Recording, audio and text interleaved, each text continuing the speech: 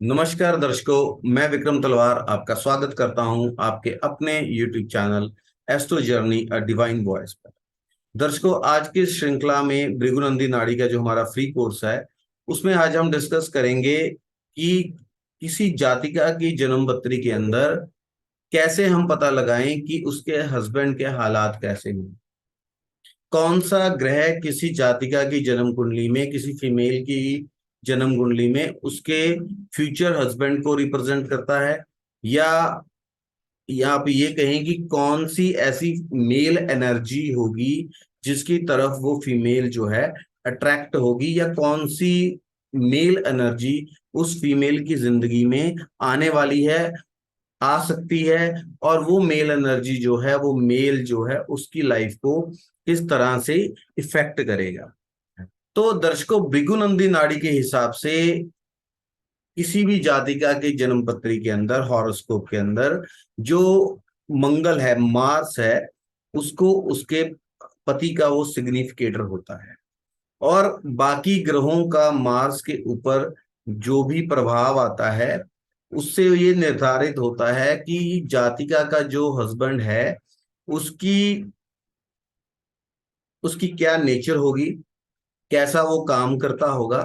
और जब वो मेल एनर्जी उस जातिका की जन्म मतलब इस जिंदगी में आएगी, तो वो जातिका के ऊपर क्या प्रभाव पड़ेगा।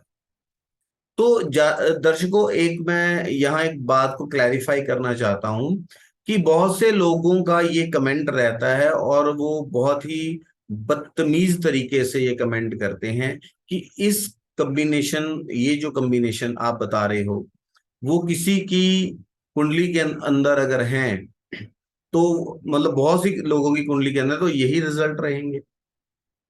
तो अगर उनका ये क्वेश्चन है और ये चीजें उन्हें समझ में नहीं आ रही हैं, तो मैं ये कहना चाहता हूं कि उन्हें ज्योतिष में अपना हाथ आजमाना बंद कर देना चाहिए।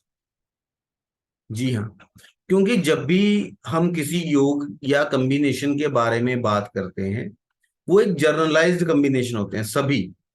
लेकिन जिस इवेंट की या जिस चीज की संभावनाएं मल्टीपल तौर पर हमें लगती हैं कि बहुत ही मजबूती से ये चीज जो है सामने एक पर्टिकुलर चीज आ रही है, तो हमारा ये विचार बनता है कि वो संभावना जातक के साथ जो है वो घटना घटित हो सकती है, या ऐसा नेचर हो सकता है, या ऐसी जॉब हो सकती है। तो इसका कोई एक योग नहीं होता, मल्टीपल एंगल्स के साथ जो है योग बनते हैं। एक योग उसको डिनाई कर सकता है, एक योग उसको कंफर्म करता है। अगर कंफर्मेशंस की संभावनाएं हमें और भी तरीके से ज्यादा नजर आ रही हैं, तो ये हम एक ऐसे तरीके से कोर्स को लेके जा रहे हैं कि जो लोग बिगनर्स हैं, बिल्कुल बेसिक लेवल पे चल रहे हैं, वो भी इस चीज को समझ पाने में सक्षम हो। धीरे धीरे जो है वो लेवल बढ़ता चला जाएगा। अगर आप अभी सोचें कि एडवांस लेवल हम अभी से स्टार्ट कर दें, तो सबके लिए वो न्याय संगत नहीं होगा। ठीक है। और अगर आपके लिए कोई एफर्ट्स कर रहा है, कोई चीज को आपके सामने प्रस्तुत कर रहा है, तो आई थिंक कि जो मैनर्स हैं, सभ्याचार की जो मर्यादा है, वो हमें रखनी चाहिए, है ना। क्योंकि कोई मेहनत करता है कि फ्री ऑफ कॉस्ट वो कुछ प्रोवाइड करवा सके जो लोग अफोर्ड नहीं कर सकते हैं। बहुत से ऐसे कोर्सेज हैं जहां लाखों हजारों लिए जा रहे हैं। आप उनमें जाइए, आपको पता लग जाएगा कि हम क्या पढ़ा रहे हैं, और जब आप अपनी जेब ढीली करेंगे तो आप क्या पढ़ के आ रहे हैं, है ना। तो बहुत दुख होता है जब कुछ लोगों को बोलने की तमीज नहीं होती है। तो कृपया शिष्टाचार को बनाए रखना ज्यादा जरूरी होता है। अगर आपको लगता है कि ये इंफॉर्मेशन आपके लायक नहीं है, या आप इससे ज्यादा अच्छा जानते हैं, हजारों चैनल्स हैं, कहीं भी जाकर आप देख सकते हैं। इस चैनल को मत देखिए, ठीक है। क्योंकि जब हम कोई भी लेक्चर डिलीवर करने जा रहे हैं, तो उसमें ओवरऑल सभी दर्शकों का ध्यान में रख के उसको डिलीवर करना पड़ता है। हम किसी एक व्यक्ति विशेष को ध्यान में रख के लेक्चर डिलीवर नहीं कर सकते कि वो बहुत ज्यादा जानता है। तो हम उसके हिसाब से हमें इस तरीके से लेके जाना है कि जो हमारे दर्शक हैं वो एक लेवल के साथ और सिमिट्री के साथ और स्मूथनेसली वो इसमें आगे बढ़ते चले जाएं, उन्हें कोई डिफिकल्टी ना आए। क्योंकि ये इंटरेक्टिव कोर्स नहीं है, एक फ्री एफर्ट है जिसमें एक लेक्चर को सभी सुन रहे हैं। तो उसको बिल्कुल मिनिमम लेवल पर जाकर, ऐसे लेवल पे जाके समझाने की कोशिश मैं करता हूं कि जितने भी लोग इसको देख रहे हैं, चाहे वो उसका आईक्यू लेवल क्या है, तो सबके वो समझ में चीज आए। और एकदम से हम एडवांस चीज को इंट्रोड्यूस नहीं कर सकते हैं, धीरे धीरे धीरे धीरे स्टेप बाय स्टेप चीजें चलेंगी। तो कृपया पेशेंस रखें, ठीक है। तो मंगल जो है वो एक मेस्कुलर एनर्जी, मेस्कुलाइन एनर्जी को रिप्रेजेंट करता है किसी भी फीमेल के चार्ट में। तो आइए अब हम डिस्कस करते हैं कि मंगल अगर किन्हीं ग्रहों के प्रभाव में आ रहा है तो वो कैसे रिजल्ट्स देगा, एक फेमाइन को, एक फीमेल को, एक जातिका को कैसा जो है जीवन साथी, किन गुणों वाला जीवन साथी जो है अपनी जिंदगी में वो मिलेगा। उनमें से कुछ कॉम्बिनेशंस हम इस चैप्टर में, इस लेक्चर के अंदर डिस्कस कर रहे हैं। बहुत सारे कॉम्बिनेशंस हैं, बहुत ही तरह के इफेक्ट्स आते हैं। तो एक लिमिटेड ड्यूरेशन में उन सबको डिस्कस कर पाना संभव नहीं है। हम मैक्सिमम चीजों को आगे भी लेक्चर्स लेके आएंगे, उसमें टच करने की पूरी कोशिश करेंगे, ठीक है।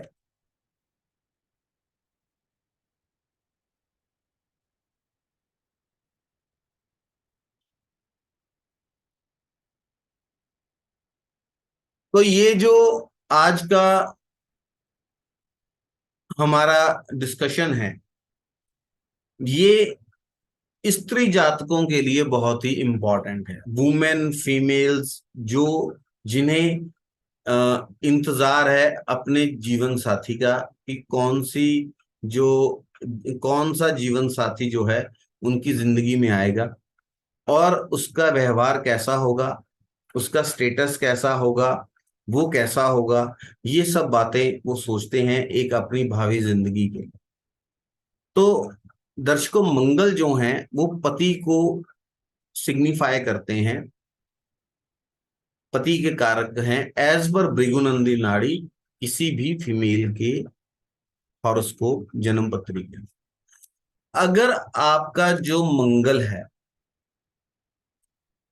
बृहस्पति और बुध उसके साथ हैं, मंगल के साथ सेम खाने के अंदर हैं, सेम घर के अंदर हैं, सेम भाव के अंदर हैं, या वहां से त्रिकोण में अगर बैठे हुए हैं, बृहस्पति और बुध मंगल से त्रिकोण में अगर बैठे हुए हैं, तो आप मानिए कि आपका जो भावी जीवन साथी है वो असाधारण रूप से बुद्धिमान होगा, अत्यधिक बुद्धिमान होगा, ठीक है। और ऐसी जो फीमेल्स हैं वो जिन पुरुषों की तरफ अट्रैक्ट होंगी तो उनकी पर्सनालिटी में बुद्धिमत्ता, उनका ज्ञान, उनका एज अ गाइड का जो रूप है, उनकी जो पर्सनालिटी का गुण है, अगर उनमें एक मार्गदर्शक के गुण होंगे और उनकी वो बुद्धिमत्ता से प्रभावित होंगी, जो फीमेल्स हैं जिनके बर्थ चार्ट में ये कॉम्बिनेशन है हॉरोस्कोप में, एक तो उनकी लाइफ में जो पुरुष आएगा वो खुद ही असाधारण रूप से बुद्धिमान होगा और वो खुद भी अट्रैक्ट ऐसे ही पुरुषों की तरफ होंगी या पुरुष की तरफ होंगी जिसमें असाधारण रूप से बुद्धिमत्ता हो, इंटेलिजेंट हो। इंटेलिजेंसी एक मेन पॉइंट होगी जो उन्हें अपनी तरफ अट्रैक्ट करे, ठीक है। अब बृहस्पति और बुध जो है मंगल से पंचम भाव में हो, नवम भाव में हो या मंगल के साथ हो, तो ऐसा प्रभाव आपको देखने को मिलता है। और अगर मंगल से दूसरे भाव में भी हो तो भी ये आपको प्रभाव देखने को मिलेगा, अगर किसी जातिका की बर्थ चार्ट के अंदर ये वाला कॉम्बिनेशन है। लेकिन जिनके मंगल से दूसरे भाव के अंदर बृहस्पति और बुध विराजित हैं, ठीक है, यहाँ पे आप ये मंगल को इग्नोर कर दीजिएगा, यहां मैं ये दर्शाना चाहता हूं कि अगर प्रथम भाव में या किसी भी भाव में मंगल है, उसके इमीडिएट नेक्स्ट भाव के अंदर बृहस्पति और बुध हैं, तो ऐसा जो ऐसी मतलब जातिका जो हैं, उनके जीवन में जो पुरुष आएगा या उनका जो भावी हस्बैंड होगा, पति होगा, वो एक बहुत ही स्मार्ट स्पीकर होगा, बोलचाल की कला में बहुत ही निपुण होगा, बहुत ही बुद्धिमत्ता और स्मार्टनेस से बात करने वाला इंसान है। ठीक है। अब देखिए, यहां से आपको ये सारा कॉम्बिनेशन समझ में आ गया। अगर ये भाव, ये बृहस्पति और बुध का जो कॉम्बिनेशन सप्तम भाव में भी बन रहा है, तो भी ये गुण आपको अपने भावी पति में देखने को मिलेंगे। ठीक है। अगर मंगल के त्रिकोण में पंचम और नवम, मंगल के साथ या मंगल से द्वितीय भाव में या मंगल से 3 7 11 में सूर्य, बृहस्पति और राहु है, ऐसा कॉम्बिनेशन है, सूर्य, बृहस्पति और राहु का प्रभाव मंगल के ऊपर आ रहा है, तो ऐसा जातिका का जो पति है वो शॉर्ट टेम्पर्ड होगा, उन्हें बहुत जल्दी क्रोध आ जाएगा, बहुत जल्दी गुस्सा आ जाएगा, छोटी छोटी बात पे दूध में उबाल की तरह उन्हें गुस्सा आएगा। ठीक है। अब हम बात करेंगे जिन जातिकाओं की ये इच्छा है कि उन्हें सरकारी नौकरी वाला वर मिले, तो उन्हें चेक करना चाहिए कि अपनी जन्मपत्री में ये कॉम्बिनेशन। ठीक है। यहां देखिए कि अगर मंगल के त्रिकोण में मंगल के साथ सूर्य, केतु और बृहस्पति हों, या मंगल से दूसरे घर में सूर्य, केतु और बृहस्पति हों, या मंगल से 3 7 11 में सूर्य, केतु और बृहस्पति हों, या यही स्थिति मंगल के साथ शनि, केतु और सूर्य की हो, तो ये मानिए ये एक संभावना बन जाती है कि आपका जो आने जीवन में आने वाले जो आपके हस्बैंड हैं, आपके जीवन में आने वाले जो हस्बैंड हैं, वो सरकारी नौकरी में होंगे, उन्हें सरकार से लाभ प्राप्त होगा। अब हम बात करें कि मंगल के साथ चंद्र, राहु और शनि का कॉम्बिनेशन हो, सेम घर के अंदर ये कॉम्बिनेशन हो, मंगल से पंचम में हो, मंगल से नवम में हो, मंगल से द्वितीय भाव में हो, मंगल से तीसरे सातवें या 11वें भाव के अंदर ऐसा कोई योग बन रहा हो, मंगल के ऊपर चंद्र, राहु और शनि का अगर प्रभाव आ रहा हो, तो ऐसा पुरुष जो है, मतलब आपके जीवन में आने वाला जो आपका पति है, वो 16 कला संपूर्ण है, फिर कोई ऐसी बुराई नहीं होगी जो उसमें ना हो। ठीक है। सभी बुरे गुण, कुरीतियां जो हैं ऐसे पति के अंदर आपको देखने को मिल सकती हैं। अब बात करें कि शनि, शुक्र और केतु का प्रभाव अगर मंगल के ऊपर आ रहा है, मंगल के सेम जिस घर में मंगल है, आप थोड़ा इस कर्सर को फॉलो कीजिएगा, जिस घर में मंगल है उसी घर में शनि, शुक्र और केतु हो, उससे द्वितीय भाव में हो, पंचम में हो, सप्तम में हो, नवम में हो, 11वें में हो, तीसरे में, सबसे ज्यादा प्रभाव जो है वो त्रिकोण का प्रभाव माना गया है। अब कई लोगों का क्वेश्चन होता है कि सभी खाने कवर हो गए, सिर्फ फोर्थ रहा, सिक्स्थ रहा, एट्थ रहा और 12th रहा। ठीक है। लगभग ये तो बहुत लोगों के कॉम्बिनेशन में होगा, वो सबके पति डॉक्टर होंगे? नहीं, ऐसा नहीं है। जो सबसे ज्यादा प्रभाव है वो डिपेंड करता है, त्रिकोण का प्रभाव सबसे अधिक माना गया है। सबसे अधिक प्रभाव है अगर सेम घर के अंदर, सेम भाव के अंदर एक कॉम्बिनेशन बन रहा है।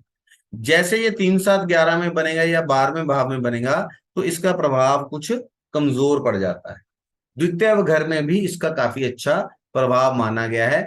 तो अगर द्वितीय में या नवम पंचम में या सेम हाउस के अंदर ये कॉम्बिनेशन बन रहा है, तो ये संभावना और अधिक प्रबल हो जाएगी। ठीक है। अदरवाइज ऐसा गुण आ जाएगा, लेकिन आपको प्रॉपरली वो कॉम्बिनेशन नहीं, मतलब वो रिजल्ट नहीं आएगा। हो सकता है वो सोचता हो, नॉलेज रखता हो, रुचि रखता हो आपका पति होने वाले जो आपके हस्बैंड है, लेकिन अगर त्रिकोण के अंदर ये संबंध बन रहा है, द्वितीय घर में बन रहा है या सेम हाउस के अंदर ये संबंध बन रहा है, तो ये होने की संभावना काफी प्रबल हो जाती है। आई थिंक कि मैंने पॉइंट को क्लियर कर दिया होगा। तो ऐसा जो आपके जीवन में कोई पुरुष आएगा, तो ऐसा जो पुरुष होगा वो एक हीलर हो सकता है और डॉक्टर के जैसा हो सकता है। अब डॉक्टर के जैसा क्या है, मतलब वो एलोपैथिक डॉक्टर ना हो सकता है कि वो आयुर्वेदिक डॉक्टर हो, क्योंकि केतु जो है वो जड़ को भी रिप्रेजेंट करते हैं, हमारी रूट्स को। ऐसी चिकित्सा पद्धति जो हमारी संस्कृति में हमारी रूट्स के साथ हो, रूट से रिलेटेड हो, हमारी जड़ों से रिलेटेड हो। तो जैसे आयुर्वेदिक डॉक्टर ऐसा हो सकता है, वैद्य हो सकता है, या होम्योपैथिक डॉक्टर हो सकते हैं, या आप ये लगाइए कि वो डॉक्टर ना हो, फिजियोथेरेपिस्ट हो, या फार्मासिस्ट हो, फार्मेसी में हो, जो हमारी मेडिकल साइंस है, चिकित्सा पद्धति है, उससे संबंधित कोई कार्य करने वाले। ठीक है। अब हम बात करें कि मंगल के त्रिकोण में शनि, बृहस्पति और केतु हों। ठीक है। मंगल के साथ शनि, बृहस्पति और केतु हो, पंचम में हो मंगल से या नवम में हो, या मंगल से द्वितीय घर में, 3 7 11 में भी ये प्रभाव देगा, लेकिन यहाँ ये प्रभाव जो है कमजोर पड़ जाएगा। 12वें घर में भी प्रभाव आता है तो इसका रिजल्ट इंटेंसिटी जो है वो काफी कम हो जाती है। तो ऐसा संभावना है कि आपके जो हस्बैंड हैं, भावी जीवन साथी हैं, वो एक डॉक्टर हो सकते हैं, डॉक्टर का कॉम्बिनेशन है। देखिए, मंगल जो है आपके पति को रिप्रेजेंट करता है, शनि कार्य पद्धति को रिप्रेजेंट करते हैं, कर्मों को, मेजर कर्म है जो आप बहुत बड़े लेवल पे जिस कर्म को परफॉर्म कर रहे हो अपने जीवन के अंदर, उसको रिप्रेजेंट करते हैं। और बृहस्पति जीव को रिप्रेजेंट करते हैं, केतु मुक्ति को रिप्रेजेंट करते हैं।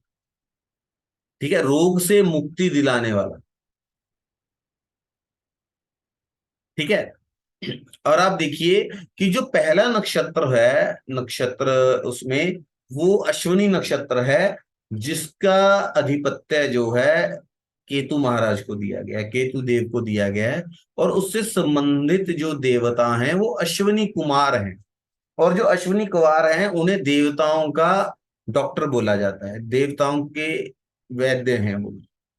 तो डॉक्टरी का बहुत गहरा संबंध है केतु से। ठीक है। अब जो मरीज है वो डॉक्टर के पास जाता है, या तो वो रोग से मुक्त हो जाता है। अब रोग अगर चरम पे पहुंच चुका है, लाइलाज हो सकता है, तो वो जिंदगी से मुक्त हो जाता है। ठीक है।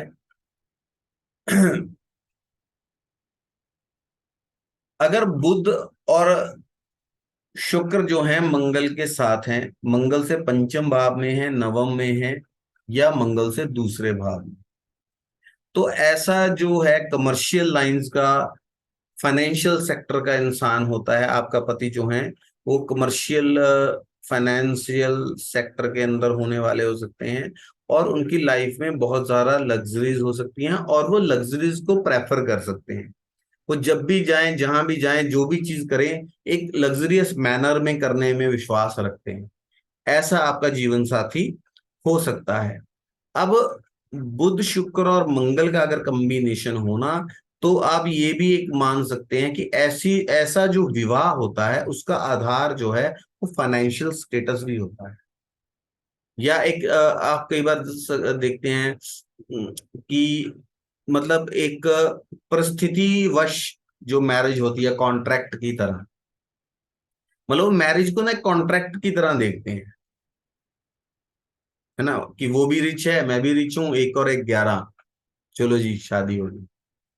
अब उन्होंने क्या देखा, एक उनके लिए शादी की एक व्यापारिक समझौता है ना, दो व्यापारिक घराने हैं, शादी हो गई और दोनों को फायदा हो रहा है।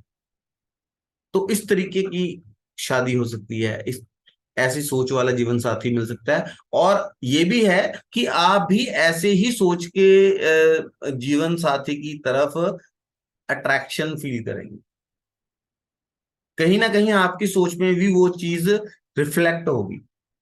ठीक है।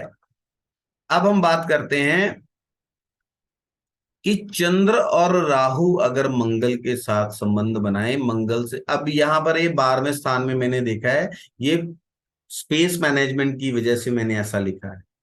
आपको ये चीज नहीं माननी है, आप जो चीज एक्सप्लेन कर रहा हूं उसके ऊपर जाइए। चंद्र और राहु मंगल के साथ सेम उसमें हो, हाउस के अंदर हो, द्वितीय भाव में हो, नौ और पंचम और नवम में हो, या 12वें घर में, तो आप मानिए कि आपको किसी ऐसी जगह से मैरिज प्रपोजल आ सकता है। आपके पति जो हैं वो फॉरेन से हो सकते हैं, फॉरेन लैंड में आपके हस्बैंड सेटल हो और वहां से आपको मैरिज प्रपोजल आए और मैरिज के बाद आप भी फॉरेन चले जाएं। ठीक है, ये कॉम्बिनेशन है मंगल चंद्र और राहु। अगर मंगल के दूसरे घर में चंद्रमा, राहु, शनि ऐसे प्लैनेट्स हैं, मंगल के साथ ऐसे प्लैनेट्स हैं, मंगल के त्रिकोण में ऐसे पंचम नवम में ये प्लैनेट्स हैं, या मंगल के साथ चंद्र राहु और शनि इकट्ठे हैं, तो ऐसा जो जातिका है ये उनके लिए थोड़ी चिंता का विषय है। तो ये संभावना बनती है कि आपका जो भावी जीवन साथी है वो बहुत ही ज्यादा आलसी हों, लेथर्जिक हों, और उनकी रुचि मदिरा पान में, शराब पीने में बहुत ज्यादा, अत्यधिक मदिरा पान करना या शराब पीना, डेली शराब पीना, ऐसी आदतें उनमें आपको देखने को मिली। ठीक है, अगर बुध और केतु का प्रभाव मंगल के ऊपर आ रहा है, बुध और केतु मंगल के साथ हैं, बुध और केतु मंगल से पंचम या नवम में है, बुध और केतु मंगल से द्वितीय घर में है या 12वें घर में है, तो आपके लिए एक बहुत ही अच्छा जीवन साथी है। ऐसा जीवन साथी आपको एक ऐसी ऐसी मतलब एनर्जी जो है, ऊर्जा है, मतलब पति के रूप में आपके जो जीवन में आने वाली है, आपका जीवन साथी जो है वो एडजस्टेबल नेचर के होंगे, हर परिस्थिति में अपने आप को एडजस्ट करने की उनमें बहुत जबरदस्त खासियत होगी। बहुत ही अब एडजस्ट अगर जो करता है तो नेचुरली कोऑपरेटिव भी होता है। तो ऐसा अगर कॉम्बिनेशन है तो आपके पति जो हैं आपके साथ बहुत अच्छी एडजस्टमेंट कर लें। लेकिन केतु के साथ अगर ये कॉम्बिनेशन होता है तो कहीं ना कहीं ये गलत फहमियों को भी क्रिएट करता है, जिसकी वजह से जीवन के अंदर कलह क्लेश होता है। ठीक है,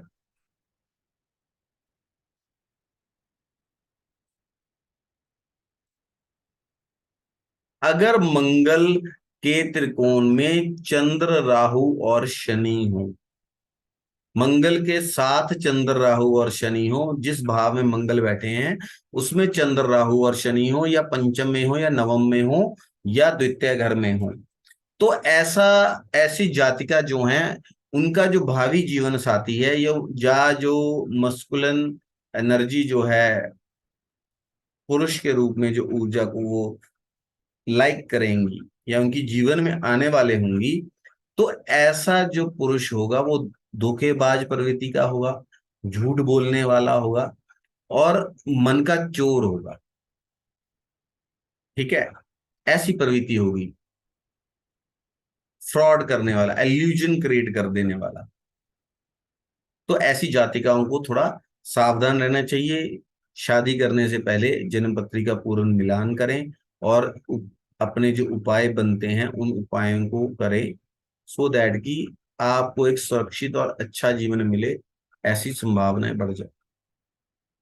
ठीक है, मंगल के त्रिकोण के अंदर अगर बुध गुरु और राहु हो, जिस भाव में मंगल बैठे हैं उसमें बुध गुरु और राहु हो, मंगल के त्रिकोण में बुध गुरु और राहु हो, ठीक है, या द्वितीय घर में बुध गुरु और राहु हो, 3 7 11 में हो या 12वें घर में हो, और इनमें भी अगर उस पे मंगल नीच का अगर हो जाए, तो ऐसी जो जातिकाएं हैं उनका जो जीवन साथी होगा वो मूर्ख होगा। मूर्ख हो, ऐसी संभावना है कि वो मूर्ख हो, मूर्खता पूर्ण कार्य करे, उस ऐसी थिंकिंग हो जिस बिना सिर पैर की बातें सोचे। ठीक है, अगर किसी जातिका की जन्मपत्री में मंगल के त्रिकोण में मंगल के साथ शुक्र और बुध हों, अभी ये चीज हमने पहले डिस्कस की थी कि लग्जरीज होती हैं, प्लस ये भी एक संभावना रहती है कि उस पुरुष की जिंदगी में कई महिलाएं हैं, या उसे महिला, अब इसको आप हमेशा नेगेटिव मत लीजिए कि उसकी जिंदगी में बहुत सारी महिलाएं होंगी तो लव अफेयर्स होंगे, ये होगा वो होगा। ऐसा भी हो सकता है कि उसे जिस जैसे वर्क प्लेस पे हो वहां नेचुरली ही महिलाओं की गिनती ज्यादा हो, या अपने जीवन में उसे महिलाओं का सहयोग हमेशा प्राप्त होता है, उनकी वजह से उसकी जीवन में अच्छे कार्य हों। हमेशा हर चीज को आप नेगेटिव सोच के नहीं ले सकते। ज्योतिष एक डराने का टूल नहीं है। अब ये भी हो सकता है कि बुध शुक्र मंगल के साथ हैं आपके, जब जैसे ही आप अपने जीवन के अपने जीवन साथी के जीवन में जाएं, जैसी आपकी शादी हो और आपकी तरक्की हो जाए उसकी, और उसकी बहुत अच्छी लाइफ में लग्जरीज आ जाए, मतलब success through females with the help of females. पता है लगे कि उसकी बहनें उसे बहुत सपोर्टिव हैं, आप पत्नी हैं, आप उसके जीवन में आई, आप उसे बहुत सपोर्ट कर रही हैं, और सबके सहयोग से उसकी जीवन में उन्नति हो रही है। हमेशा आप इस चीज को ऐसे नहीं ले सकते हैं कि नेगेटिव। मैं ये मानता हूं कि नेगेटिव भी होता है, पॉजिटिव भी होता है। ठीक है। फिर आप देखिए कि मंगल के त्रिकोण में चंद्र और शनि हो, मंगल के साथ चंद्र और शनि हो, मंगल से 3 7 11 में या 12वें घर में या द्वितीय घर में मंगल शनि हो, तो ऐसा जो आपके जीवन साथी आपकी लाइफ में आएगा जिसकी जॉब में ट्रैवलिंग बहुत है, और आप खुद भी चेंज ऑफ लिविंग प्लेस कर चुकी होंगी या आपके जीवन में हो जाती होंगी, और आपको घूमना फिरना भी पसंद हो सकता है आप दोनों हस्बैंड वाइफ को बहुत घूमना फिरना पसंद है, वो अपने जॉब के टूर पे जा रहे हैं, साथ में आप भी जा रही हैं घूमने, ये भी हो सकता है। ठीक है। अगर चंद्र केतु जो हैं मंगल के त्रिकोण में हो, मंगल के साथ हो, या द्वितीय घर में हो, मंगल के 3 7 11 या 12वें घर में हो, तो ऐसा जो आपकी लाइफ में जो लाइफ पार्टनर आएगा जातिका के जीवन में, तो वो एक साधारण नौकरी करने वाला हो सकता है किसी शॉप में लगा हो, एक पैटी जॉब कर रहा हो, या हो सकता है सरकारी कोई नौकरी भी अगर है तो कहीं मतलब पीएन हो, या मामूली सी क्लैरिकल जॉब हो, छोटी छोटी जो जॉब्स करते हैं, क्लैरिकल भी थोड़ी अच्छी होती है।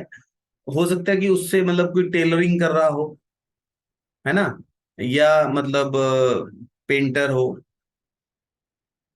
एम्ब्रॉयडरी का काम करता हो। अब ये यहाँ पे मैं जो दर्शक सीख रहे हैं उनको मैं एक चीज बता दूं कि साधारण नौकरी एक अलग चीज है और फाइनेंशियल स्टेटस एक अलग चीज है, इन दोनों को मिक्स नहीं करना है यहाँ। अब चंद्र केतु मंगल वाला साधारण नौकरी कर रहा है, और भी ग्रहों का जो इफेक्ट है वो भी देखना पड़ता है। अब पता लगता है कि टेलर है लेकिन टेलरिंग का काम इतना चल रहा है कि शहर का सबसे बड़ा टेलर है, तो फाइनेंशियल स्टेटस एंड प्रोफेशन, थोड़ा सा इनमें एक बारीक सी लाइन है जिसको समझने की जरूरत है। ठीक है। अगर मंगल के त्रिकोण में शुक्र चंद्र बुध हो, मंगल के साथ शुक्र चंद्र बुध हो, मंगल से 3 7 11 में हो, द्वितीय या 12वें घर में हो, तो आपका जो जीवन साथी होगा ऐसी जातिका का, वो आर्टिस्टिक नेचर का होगा, और उसे कला से काफी प्रेम होगा, कला के प्रति वो काफी आकर्षित होगा, और आपकी भी ऐसी नेचर मतलब हो सकती है, या आपको ऐसे पुरुष के प्रति अट्रैक्शन हो सकती है जो कला प्रेमी हो या जिसमें कुछ कलात्मक हो, कोई पेंटर हो, गायक हो, सिंगर हो, है ना, इस तरीके। अगर मंगल के त्रिकोण में सूर्य हो और शुक्र हो, मंगल के साथ सूर्य और शुक्र हो, तो ऐसी जातिका का जो हस्बैंड होता है वो एक बहुत अच्छे और ऊंचे घराने से होता है, वेल टू डू परिवार से होता है, और गर्वीले स्वभाव का इंसान होता है। नेचुरली जो अच्छे घर से होगा तो थोड़ा गर्व तो उसमें आ ही जाता है, मतलब डाउन टू अर्थ चीजें, हमें पता ही नहीं लगता है। गर्व ऐसी चीज है कि आप कब आपके स्वभाव में वो मिक्स हो जाएगा आपको पता नहीं लगेगा। ठीक है। अगर मंगल के साथ चंद्रमा और शुक्र हैं, मंगल से त्रिकोण में चंद्रमा और शुक्र हैं, मंगल से द्वितीय घर में चंद्रमा और शुक्र हैं, सबसे पहले तो ये इंडिकेशन है कि डिले इन मैरिज, आपकी शादी जो है उसमें देरी करवाएंगे। ठीक है। और आपका जो भावी जीवन साथी होगा वो कान का कच्चा होगा। ठीक है। वो हर कही सुनी बात पे दूसरों से जल्दी इन्फ्लुएंस हो जाने वाला, हर कही सुनी बात पे अपना यकीन करने वाला होगा। ठीक है। और आपके जीवन में गलत फहमियां जो हैं वो उत्पन्न हमेशा होती ही रहेंगी, और गलत फहमियों के चक्कर में एक दूसरे पे आरोप प्रत्यारोप आप करते रहेंगे। और आपके जो जीवन साथी हैं, आपके जो होने वाले पति होंगे, वो एक ट्रैवलिंग जॉब के अंदर होंगे। ठीक है। कलात्मक भी हो सकते हैं।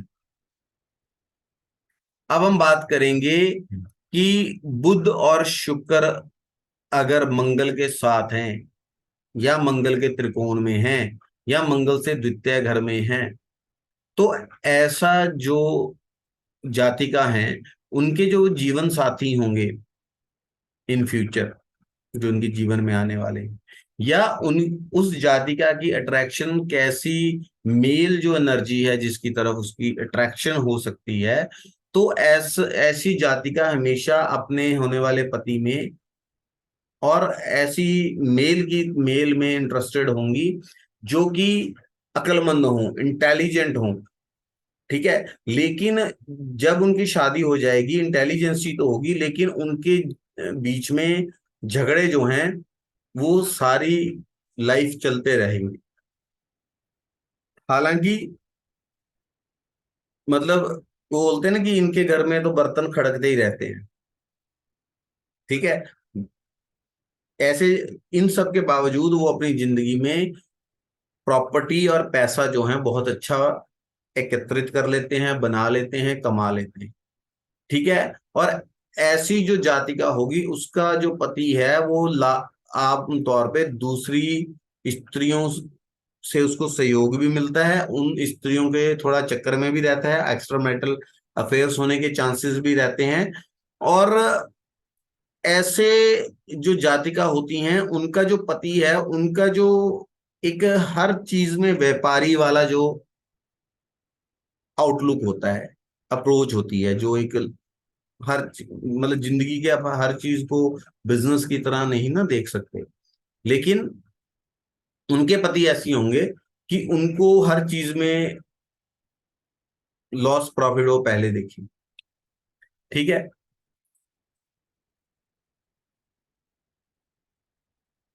अब हम बात करते हैं मंगल के त्रिकोण में बृहस्पति हो और शुक्र हो, मंगल के साथ बृहस्पति या शुक्र हो, मंगल से त्रिकोण में हो, द्वितीय भाव में हो, 12वें हो, 3 7 11। ठीक है।